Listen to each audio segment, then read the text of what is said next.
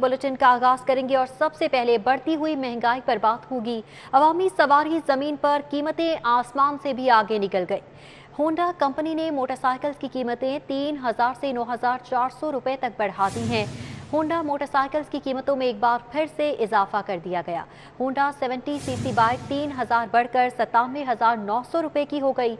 125 CC की कीमत 3400 इजाफे से 1,55,900 रुपए हो गई है। 125 सीसी स्पेशल के निर्ख 3,500 से बढ़कर 1,85,500 रुपए हो गए। होंडा 150 सीसी की कीमत 9,400 इजाफे से 2,82,900 रुपए मुकर्रर की गई है। 100 सीसी मोटरसाइकिल 3,400 रुपए इजाफे के बाद 1,33,900 रुपए की हो गई है। एक बार फिर से कीमतें बढ़ा दी गई हैं। मोटरसाइकिल की अवामी सवारी जमीन पर है, लेकिन कीमतें आसमान से बातें करने लगी हैं। होंडा कंपनी ने मोटरसाइकिल की कीमतें 3,000 से 9,400 रुपए तक बढ़ा दी हैं। एक बार फिर से होशरुबा इजाफा कर दिया गया है। अवामी सवारी की कीमतें बढ़ा दी गई हैं और अवामी सवारी भी दिन ब दिन अवाम की पहुंच से बाहर होती हुई नजर आ रही है और महंगाई दिन ब दिन बढ़ती ही चली जा रही है। गरीब आदमी के लिए सफर करना और खुद की सवारी खरीदना भी मुश्किल से मुश्किल तर होता नजर आ रहा है। शहजाद खान अब्दाली ने हमें ज्वाइन किया है, उनसे मजीद डिटेल्स देंगे। जी शहजाद खान, बताइएगा, क्या इन माफियाज को कोई पूछने वाला नहीं है? आज एक बार फिर से कीमतें बढ़ा दी गई। जी बिल्कुल, अवामी सवारी जो ज़मीन पर है, लेकिन इसकी कीमतें अब शायद आसमान एक मरतबा फिर होंडा बाइक्स की कीमतों में 3,000 रुपये से लेके 9,400 रुपये तक का रिकॉर्ड इजाफा कर दिया गया है। CT7 की कीमतों में 3,000 रुपये का इजाफा किया गया है। जो 100 सीसी बाइक है इसकी कीमत में 3,400 रुपये, और इसी तरह जो नौजवानों का मकबूल आम होंडा 125 सीसी है इसकी कीमत 3,400 रुपये बढ़ा दी गई है। इसके साथ साथ होंडा 150 सीसी की अगर हम बात करें तो इसकी कीमतों में भी जो इजाफा है वो 9,400 रुपये का किया गया है। अब जो CD70 है ये 3,000 इजाफे के बाद जो है वो 97,900 रुपये में मिलेगी। इस तरह जो 125 है ये 3400 रुपये इजाफे के बाद 1,55,900 रुपये में फ़रोख्त की जाएगी। इस तरह जो 100 सीसी बाइक है ये 3,400 रुपये इजाफे के साथ बेची जाएगी, जबकि होंडा 150 सीसी जो बाइक है इसकी कीमत 9,400 रुपये बढ़कर 2,82,900 रुपये मुकर्रर की गई है। तो ये कीमतें कंपनी की जानब से नई जो है वो मुकर्रर की गई हैं और 1 मार्च से इन कीमतों का इतलाक जो है वो कर दिया जाएगा। इस वक्त कुछ शहरी भी हमारे साथ मौजूद हैं जो बाइक्स इस्तेमाल करते हैं, उनसे हम इस हवाले से बात कर लेते हैं। अस्सलाम वालेकुम भाईजान। जी वालेकुम अस्सलाम। अच्छा, बाइक की कीमतें फिर बढ़ा दी गई हैं 3,000 रुपये से लेके 9,400 रुपये तक। आप समझते हैं कि जो अवामी सवारी अब अवामी दस्तरस से बाहर होती जा रही है? बिल्कुल होती जा रही है। ये एक मतलब कितने की थी बाइक, 65 की 70 की मिल जाती थी, अब जो है वो 100 तक पहुंच गई है। इसकी रजिस्ट्रेशन चार्जेस भी इतनी ज़्यादा हो गई है। अब गरीब बंदा क्या करे, कहाँ जाए? ये तो गवर्नमेंट को सोचना चाहिए, आम इंसान के लिए मतलब को रिलीफ दें। एटलीस्ट ये वही तबका है जो मतलब निचला तबका है, जिसके लिए खान साहब कहते हैं कि जी मैं गरीब को रिलीफ दूंगा, तो इसको कम अज़ कम इसके ऊपर मतलब उनसे नेगोशिएशन की जाए, इनकी प्राइसेस कम की जाए। जो शहरी बाइक्स इस्तेमाल करते हैं वो ये कहते हैं कि अब अवामी सवारी जो है वो अवाम की दस्तरस से बहुत दूर होती चली जा रही है। हुकूमत जो है इस पर कंपनियों से नेगोशिएट करे ताकि आम आदमी आसानी से इस सवारी पर अपनी दस्तार रख सके। शहजाद खान अब्दाली, बहुत शुक्रिया आपका। लाखों की गाड़ियां और मोटरसाइकिल खरीदने वालों के लिए नई मुश्किल। साइलिन को फाइल और रजिस्ट्रेशन कार्ड, नंबर प्लेट कुछ नहीं दिया जा रहा। फौरी फीस अदा करने से भी कोई फायदा ना होगा। कागजात की स्कैनिंग का कॉन्ट्रैक्ट खत्म होने से निज़ाम ठप होकर रह गया। मजीद डिटेल्स अली साही से जान लेते हैं। जी अली साही। जी आयशा, बिल्कुल, एक तरफ तो गाड़ियां और मोटरसाइकिलों की कीमतें दिन ब दिन बढ़ रही हैं, लेकिन दूसरी तरफ जब शहरी गाड़ी और मोटरसाइकिल रजिस्टर्ड करवाने के लिए एक्साइज दफ्तर जाते हैं तो वहां पे एक नई मुश्किल का सामना है। महकमा एक्साइज की जानब से सिस्टम तो ऑटोमेट कर दिया गया है, लेकिन इसके बावजूद शहरियों को ना कार्ड्स मिल रहे हैं, ना नंबर प्लेट्स और ना ही फाइल की वसूली हो रही है, जिसकी बुनियादी वजह यह है कि स्कैनिंग का अमल रुक गया है। चूंकि महकमा एक्साइज की जानब से अपना दफ्तर रिकॉर्ड रखने के लिए कागजात की स्कैनिंग की जाती थी, जिसका कॉन्ट्रैक्ट खत्म होने की वजह से अब फिर से फाइल आगे नहीं जाती, जिसकी वजह से रिकॉर्ड ना तो नंबर प्लेट बनाने वाली कंपनी को भिजवाया जा रहा है, ना स्मार्ट कार्ड बनाने वाली कंपनी को रिकॉर्ड फॉरवर्ड होता है, जिसकी वजह से फाइलों के अंबार जो हैं वो दफातर में लग गए हैं। महकमा एक्साइज के आला हुकाम का कहना है कि अब प्राइवेट जो सिस्टम है उसमें स्कैनिंग खत्म करके महकमा एक्साइज खुद ये सिस्टम शुरू करेगा, जिसमें 2 से 3 माह का अरसा लग सकता है और इस दौरान लाखों फाइलें जो हैं वो पेंडिंग हो जाएंगी और एक्साइज और शहरियों के लिए नई मुश्किलात का सामना होगा। शहरियों को मुश्किलात का सामना रहेगा। अली साहिब, बहुत शुक्रिया। ब्रिटिश एयर का लाहौर से लंदन फ्लाइट ऑपरेशन बंद कर दिया गया। मुआहदे की मुद्दत खत्म होने पर आज आखिरी परवाज ऑपरेट की गई। परवाज BA 258 लाहौर से लंदन रवाना हो गई। ब्रिटिश एयर ने अक्टूबर 2020 को लाहौर से लंदन परवाजों का आगाज किया था। मजीद तफसीलात सईद अहमद सईद से जान लेते हैं। जी सईद, बताइएगा, ब्रिटिश एयर ने लाहौर से लंदन फ्लाइट ऑपरेशन बंद कर दिया? बिल्कुल, तकरीबन 1.5 साल के बाद ब्रिटिश एयर ने लाहौर से लंदन फ्लाइट ऑपरेशन है वो बंद कर दिया है और जराये के मुताबिक मुआहदे की मुद्दत खत्म होने के बाद आज आखिरी फ्लाइट है BA 258 जो है वो लाहौर से लंदन है वो रवाना हो चुकी है। और ब्रिटिश एयरवेज ने अक्टूबर 2020 को लाहौर से लंदन के लिए अपनी फ्लाइट ऑपरेशन का बहाली है वो की थी और तकरीबन 1.5 साल के दौरान ब्रिटिश एयर ने लाहौर से ऑपरेशन के लिए बोइंग 787 तैयारे हैं वो इस्तेमाल किए। अब ब्रिटिश एयरवेज जो है वो लाहौर से अपना मुकम्मल तौर पर फ्लाइट ऑपरेशन वो बंद कर चुकी है और इस्लामाबाद से हफ्तावार 3 परवाजें हैं वो लंदन के लिए ऑपरेट की जाएंगी। फिल वक्त आज आखिरी परवाज थी जो कि BA 258 है लंदन रवाना हो चुकी है। जी, परवाज लंदन रवाना हो चुकी है। सईद अहमद, बहुत शुक्रिया। मजीद खबरें आप तक पहुंचाएंगे इस ब्रेक के बाद। Welcome back. खबरों का सिलसिला आगे बढ़ाएंगे। FIA स्पेशल कोर्ट सेंट्रल में मनी लॉन्ड्रिंग और sugar business corporate fraud case की समाअत हुई। अदालत ने शहबाज शरीफ और हमजा शहबाज की बुरी जमानत में 10 मार्च तक तौसीह कर दी, जबकि फर्द जुर्म आयद करने की कार्रवाई एक बार फिर मौखर कर दी गई। अदालत ने आइंदा समाअत पर अदालती दायरा इख्तियार और रोजाना की बुनियाद पर समाअत के लिए दायर दरख्वास्तों पर दलाइल तलब कर लिए हैं। समाअत का अहवाल जमालुद्दीन जमाली से जान लेते हैं। जी जमालुद्दीन। जी बिल्कुल, मनी लॉन्ड्रिंग और कॉरपोरेट फ्रॉड से मुतल्लक शहबाज शरीफ और हमजा शहबाज के खिलाफ केस की समाअत स्पेशल जज सेंट्रल की अदालत में हुई। शहबाज शरीफ, हमजा शहबाज और दीगर मुल्ज़मान ने पेश होकर अपनी हाज़िरी मुकम्मल कराई। हमजा शहबाज ने जो आज़म नज़ीर तारड़ को बतौर वकील हायर किया है, इस पर उन्होंने अपना वकालतनामा जमा कराया, जबकि शहबाज शरीफ के वकील अमजद परवेज़ आज पेश नहीं हुए। इस आज अहम पेशरफ्त इस हवाले से हुई कि FIA की जानब से एक दरख्वास्त दायर की गई है कि केस की जो समाअत है वो रोज़ाना की बुनियाद पर की जाए, क्योंकि मुल्ज़मान जो है केस को लटकाने की कोशिश कर रहे हैं। आज ट्रायल के हवाले से भी कार्रवाई थी और जो ज़मानत की दरख्वास्तें हैं उन पर भी कार्रवाई थी। अदालत ने जो ज़मानत की दरख्वास्तें हैं उन पर मज़ीद समाअत जो है 10 मार्च तक मुलतवी कर दी है, जबकि फ़र्द जुर्म की कार्रवाई भी मौखर हो गई है। एक बार फिर आइंदा समाअत पर अदालत जो है न सिर्फ जो FIA की दरख्वास्त है रोज़ाना की बुनियाद पर समाअत से मुतल्लक उस पर जो है दलाइल वकला देंगे, बल्कि अदालत के दायरा इख्तियार को भी शहबाज शरीफ के एक शरीक मुल्ज़म मोहम्मद उस्मान ने चैलेंज कर रखा है, उस पर भी आइंदा समाअत होगी। आज जो है कुछ मुल्ज़मान ने एतराज़ किया था कि उनको चालान की साफ़ कापियाँ नहीं दी गई, वो भी फराहम की गई। जब फ़र्द जुर्म आयद से पहले मुल्ज़मान को चालान की साफ़ कापियाँ देना ज़रूरी होता है, इस वजह से गुज़श्ता तारीख पर आज भी फ़र्द जुर्म तो आयद नहीं हुई। अलबत्ता अबूरी ज़मानत की जो दरख्वास्त थी उन पर तौसीह हो गई और मज़ीद कार्रवाई जो है 10 मार्च कर दी गई है। जी ठीक है। मुस्लिम लीग नून की तर्जुमान मरियम औरंगजेब का कहना है कि तहरीके अदम एतमाद के हवाले से नंबर गेम पूरी है, हुकूमत नाकाम हो चुकी है, जल्द तहरीके अदम एतमाद लाएंगे। उनका मजीद क्या कहना था, उमर असलम से जान लेते हैं। जी उमर असलम। जी, इस वक्त मुस्लिम लीग नून की तर्जुमान मरियम औरंगजेब हमारे साथ मौजूद है।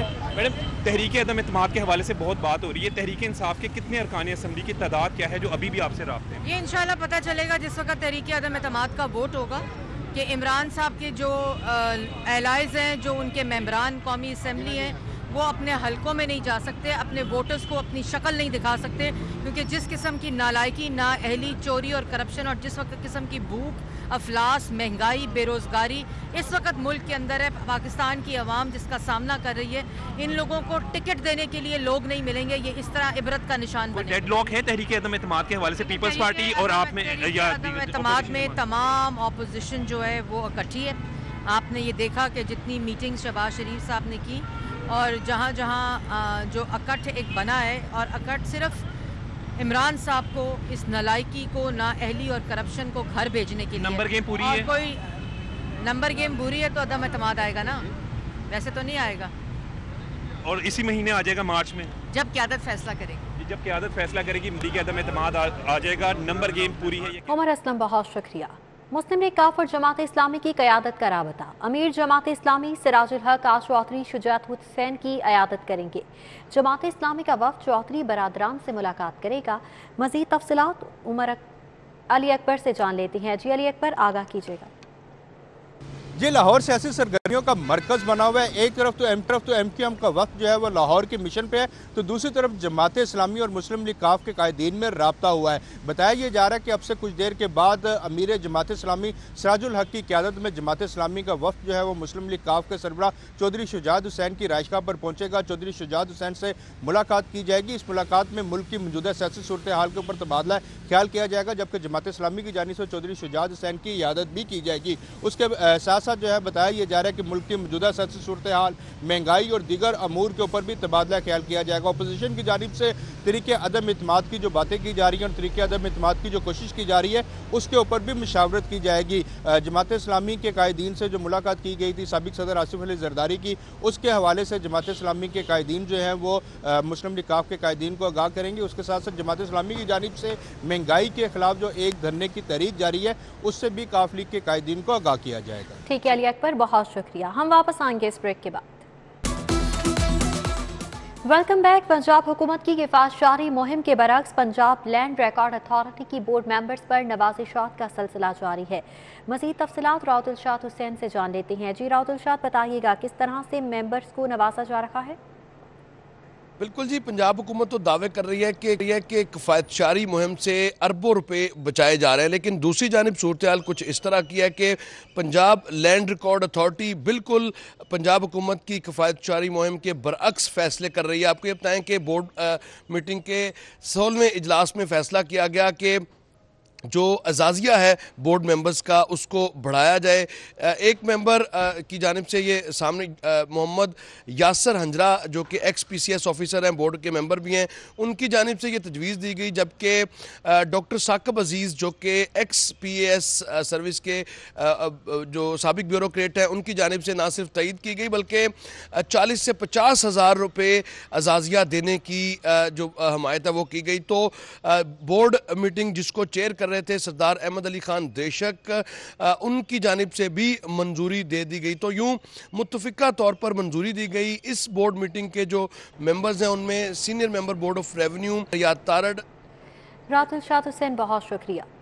सगिया से फैजपुर इंटरचेंज तक हाउसिंग स्कीमों को सिवर कनेक्शन डालने की मोहलत दे दी गई है। इस हवाले से हतमी तफसीलात भी तलब की गई हैं। मजीद डिटेल्स जान लेते हैं दुरे नायाब से। जी दुरे नायाब। जी बिल्कुल, LDA ने जो नया प्रोजेक्ट सगियाँ शुरू किया है जिसका संग बुनियाद जो है वज़ीर पंजाब रख चुके हैं। अब वहाँ पे जितनी सोसाइटीज़ हैं, प्राइवेट रिहायशी स्कीम्स हैं, उनको ये मोहलत दी गई है कि वो अपना सीवरेज सिस्टम डाल लें, और अगर उनकी कंप्लीशन के बाद रोड की जो नई सीवरेज लाइन डाल रही जा रही है जिसकी पे 30 करोड़ पे लागत आ रही है, उसकी कंप्लीशन के बाद डाला जाएगा तो उसकी इजाज़त नहीं दी जाएगी। और मनसूबा कंप्लीशन के बाद जिसकी मुद्दत 8 माह है, उसके बाद 5 साल तक किसी भी सोसाइटी को सीवर लाइन डालने की इजाज़त नहीं होगी, पाबंदी रहेगी। रोड कट करने वाले को जो है वो सख्त सज़ा और सामने जुर्माने का सामना करना पड़ेगा। इस हवाले से बाकायदा मरासला लिख दिया गया है। 3 जो प्राइवेट सोसाइटी हैं फैजपुर इंटरचेंज तक, उनको ये हिदायत दे दी गई हैं। इसके साथ साथ दीगर जो प्रोजेक्ट्स हैं, जो छोटी सोसाइटी हैं, उनके लिए भी ये रूल रख दिया गया है। और इस हवाले से चीफ इंजीनियर की जानिब से ये मरासला लिखा गया है। तमाम तर रूल्स एंड रेगुलेशन को फॉलो करने के लिए उन्होंने कहा है कि प्लान जमा करा दें ताकि इस रनिंग प्रोजेक्ट में ही उनकी सोसाइटियों का सारा वो सरकारी सिविल लाइन में शामिल कर लिया जाए। ठीक है दुरेना, बहुत शुक्रिया। लेस्को का फराज में गफलत पर अफसरान और मुलाजमीन के खिलाफ कार्रवाई का फैसला। नाकिस कारकर्दगी पर रिलीफ की बजाय END रूल्स के तहत सेक्शन लेने का हुक्म दे दिया गया है। मजीद क्या अहकाम जारी किए गए हैं, शाहिद सिप्रा से जान लेते हैं। जी शाहिद सिप्रा। जी बिल्कुल, ये लाहौर इलेक्ट्रिक सप्लाई कंपनी में अफराज से गफलत बरतने वाले ऑफिसर्स और मुलाजमीन के खिलाफ सख्त कार्रवाई करने का फैसला किया गया और HR डिपार्टमेंट की जानिब से एक नोटिफिकेशन तमाम शोबाजात के जो सरबराहान उनको भिजवाया गया। उसमें कहा गया कि वो मुलाजमीन जो कि नाकिस कारकर्दगी दिखा रहे हैं तो उनको मुख्तलिफ दफातर से रिलीव कर दिया जाता है। इस पर अब रिलीव करने से मुकम्मल तौर पर रोका गया और साथ में ये उनको अहकाम जारी किए गए हैं कि अगर कोई मुलाजिम या ऑफिसर अगर अपने प्राइस से गफलत बरत रहा है या फिर उनकी कारकर्दगी नाकिस है तो उसके खिलाफ ENT रूल के तहत कार्रवाई की जाए, आइंदा उसको किसी दफ्तर में रिलीव ना किया जाए। ज़राए की जानिब से बताया गया है कि नाकिस कारकर्दगी की बुनियाद पर जो मुलाजमीन उनको एक दफ्तर से दूसरी जगह रिलीव किया जाता था और वो फर्दर अच्छी पोस्टिंग लेने में कामयाब हो रहे थे, इसलिए अब कहा गया है कि उनको उसी डिपार्टमेंट पर रख के उनके खिलाफ सख्त महकमाना कार्रवाई अमल में लाई जाए। जी, सख्त कार्रवाई अमल में लाई जाएगी। शाहिद सिप्रा, बहुत शुक्रिया। मरहूम शौहर की जगह मुलाजिम खातून को दूसरी शादी पर मेहमान नहीं निकाल सकता। सर्विस ट्रिब्यूनल में मुलाजमत के हवाले से हाईकोर्ट का फैसला पेश कर दिया गया। क्या मौक़िफ़ अपनाया गया है, दरख्वास्त गुजार की जानिब से शाहीन अतीक से जान लेते हैं। जी शाहीन अतीक। जी, फेडरल सर्विस ट्रिब्यूनल में आज एक केस जो है वो यहाँ पर दायर हुआ है, जिसमें लाहौर हाई कोर्ट की बाकायदा जजमेंट जो है वो साथ लगाई गई है, जिसमें ये कहा गया है कि अगर कोई खातून मरहूम शौहर की जगह सरकारी मुलाजमत करती है, बाद में तहफ़्फ़ुज़ के लिए वो दूसरी शादी कर ले, तो जो महकमा है उसको साबका शौहर की जगह से जो है वो नहीं निकाल सकता। ये हाई कोर्ट की जजमेंट आई है। मेरे पास यहाँ पे अज़ा नौरीन मौजूद है, उनसे हम इस हवाले से बात करते हैं। अजय, बताइएगा कि ये जो हाई कोर्ट की जजमेंट आई है, तो खातून के हवाले से क्या उसमें मौक़िफ़ है, क्या कहेंगी आप? बिस्मिल्लाहिर्रहमानिर्रहीम। शाहीन भाई, इसमें लाहौर हाई कोर्ट की जो मुल्तान बेंच है, वहाँ पे मिस्टर जस्टिस सुहेल नासिर साहब ने ये जजमेंट जो है वो अनाउंस किया है। उसमें उन्होंने ये डिस्कस किया है कि अगर एक खातून है वो बेवा हो गई है तो दूसरी शादी करना उसका हक है, वो कर सकती है। लेकिन उसका जो पहले शौहर था वो गवर्नमेंट जॉब पे था, वो ज़ाहिर बात है उसकी डेथ हो गई, तो वो उसको बेवा कोटे पे अपने शौहर की जगह पे मुलाजम रख लिया गया। अब जब उसने दूसरी शादी की तो पता चला कि जी महकमा वालों ने उसको जॉब से निकाल दिया। अब उसने जो है पहले पंजाब पब्लिक जो है वो सर्विस ट्रिब्यूनल वहाँ पे रुजू किया, वहाँ से कोई रिलीफ नहीं मिला, तो फिर अब हम फेडरल पब्लिक सर्विस ट्रिब्यूनल में आए हैं। वहाँ पे ये मैंने जजमेंट जज साहब को पेश किया और उनको बताया है कि जो आप दूसरी शादी करने की बुनियाद पे खातून को किसी को भी है वो आप नहीं निकाल सकते जॉब से। जी, आपने अज़रा नौरीन एडवोकेट है, उनका जो है मौक़िफ़, उनका कहना ये है कि वेलकम बैक। खबर है खेल के मैदान से। PSL 7 इख्तिताम पजीर हो गया। खेलों की सरगर्मियां बहाल रहीं। नेशनल पार्क स्पोर्ट्स कॉम्प्लेक्स में दीगर खेलों की सरगर्मियां बहाल हो चुकी हैं। मजीद डिटेल्स हाफिज शहबाज अली से जान लेते हैं। जी हाफिज शहबाज। जी बिल्कुल, इस समय नेशनल हॉकी स्टेडियम की ग्राउंड नंबर 2 पर मौजूद हैं और पाकिस्तान सुपर लीग के 7वें एडिशन के मैचेस लाहौर में ख़त्म होने के बाद यहाँ पर अब खेलों की जो सरगर्मियाँ 3 हफ्ते पहले रोक दी गई थी, अब वो दोबारा से बहाल होती हुई दिखाई दे रही हैं। इस वक्त भी यहाँ पे नौजवान हॉकी खिलाड़ी जो हैं डार हॉकी अकेडमी में अपनी ट्रेनिंग उन्होंने आगाज़ की है। अगर बात की जाए खिलाड़ियों के हवाले से तो 3 हफ्ते तक यहाँ पर ये तमाम जो सरगर्मियाँ थी बंद रही हैं। खिलाड़ी जो हैं अपने घरों में रहे हैं या मुख्तलिफ हॉस्टल में या मुख्तलिफ दूसरी ग्राउंडों में जाकर खेलते रहे हैं। यहाँ पर आज सुबह से तमाम जो एक्टिविटीज़ हैं वो बहाल हो गई हैं। नौजवान खिलाड़ी यहाँ पर आए हैं, स्कूलों के बच्चे जो कि डार हॉकी अकेडमी के साथ मुख्तलिफ स्कूल जो अटैच हैं वो उन्होंने भी आके यहाँ पर ट्रेनिंग का आगाज़ किया। इस वक्त भी यहाँ पे बड़ी तादाद में नौजवान खिलाड़ी जो हैं वो ट्रेनिंग कर रहे हैं। नौजवानों से जब हमारी बात हुई है तो उनका यही कहना है कि एक तो वो 3 हफ्ते बाद ग्राउंड में आए, उन्हें बड़ी खुशी है, लेकिन के साथ साथ उनका ये भी कहना है कि जब भी स्पोर्ट्स एक्टिविटीज़ यहाँ पर कोई भी हो, इंटरनेशनल स्पोर्ट्स एक्टिविटी, उनके खुशी की बात है यहाँ होनी चाहिए, लेकिन उसके साथ साथ जो दीगर एक्टिविटीज़ हैं जैसे हॉकी है, एथलेटिक्स है, फुटबॉल है, जो भी पूरा ये एरिना स्पोर्ट्स का है, तो कम से कम वो लोग वो बच्चे जो यहाँ रजिस्टर्ड हैं उन्हें आने की इजाज़त होनी चाहिए। उनके हवाले से जो सिक्योरिटी इदारे हैं उन्हें ऐसे प्लानिंग करनी चाहिए कि जो स्पोर्ट्स की एक्टिविटीज़ हैं, ये ग्राउंड जो है ये बंद नहीं होने चाहिए और आज 3 हफ्ते बाद ये दोबारा से ट्रेनिंग का सिलसिला इसी तरह जारी और सारी रहेगा। जी हाफिज शहबाज अली, बहुत शुक्रिया। इसके साथ ही न्यूज़ स्टूडियो से फिल वक्त इतना ही। देखते रहें सिटी 42।